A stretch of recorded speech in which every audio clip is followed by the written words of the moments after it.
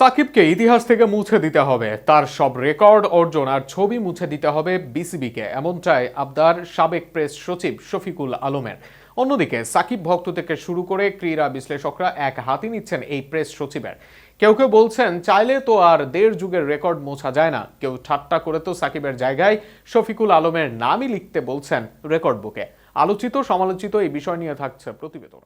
বাংলাদেশের ক্রিকেট ইতিহাসের সবচেয়ে বড় তারকা সাকিব আল হাসান। জাতীয় দলের জার্সিতে দেশের হয়ে সর্বোচ্চ উইকেট শিকারী তিনি। রান সংগ্রহ বাংলাদেশের ক্রিকেটারদের মধ্যে রয়েছেন শীর্ষ তিনে। দীর্ঘ ক্যারিয়ারে গড়া এসব রেকর্ডই তাকে দেশের ক্রিকেটের ইতিহাসে অনন্য উচ্চতায় জায়গা দিয়েছে।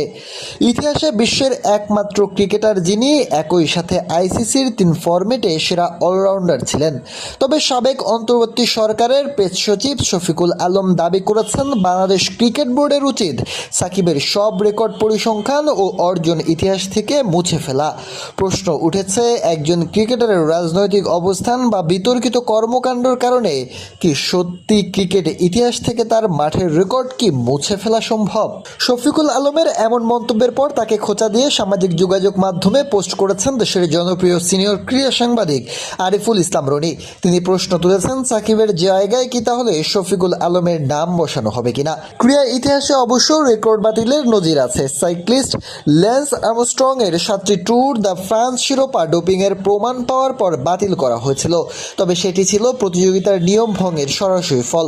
ডোপিং ম্যাচে ফিক্সিং কিংবা ফলাফলকে প্রভাবিত করার মতো গুরুতর অনিয়মের ক্ষেত্রে রেকর্ড বাতিলের নজির রয়েছে। ক্রিকেটেও নিষেধাজ্ঞা পেলেই কোনো খেলোয়াড়ের পুরনো রেকর্ড মুছে যায় না। 2019 সালে বুকির সঙ্গে যোগাযোগের তথ্য গোপন করার দায়ে আইসিসির নিষেধাজ্ঞায় পড়েছিলেন সাকিব, কিন্তু সেই নিষেধাজ্ঞা তার আগের রান, উইকেট কিংবা সেঞ্চুরিগুলো বাতিল করেনি। এমনকি রাজনৈতিক অবস্থান বা মতাদর্শের কারণে কোনো ক্রিকেটারের মাঠের পরিসংখ্যান মুছে ফেলার নিয়মও নেই। সাকিবের আন্তর্জাতিক রেকর্ড শুধু বিসিবির নথিতে নয়, আইসিসি ও বিভিন্ন স্বাধীন ক্রিকেট পরিসংখ্যান ভিত্তিক সংস্থার কাছেও সংরক্ষিত। অন্যদিকে সাকিবের রাজনৈতিক অবস্থান নিয়ে সরকারের অবস্থানও কঠোর। যুব ও ক্রীড়া প্রতিমন্ত্রী আমিনুল হক জানিয়েছেন, সাকিবের দেশে ফেরা কিংবা জাতীয় দলে ফেরার সুযোগ তিনি দেখছেন না।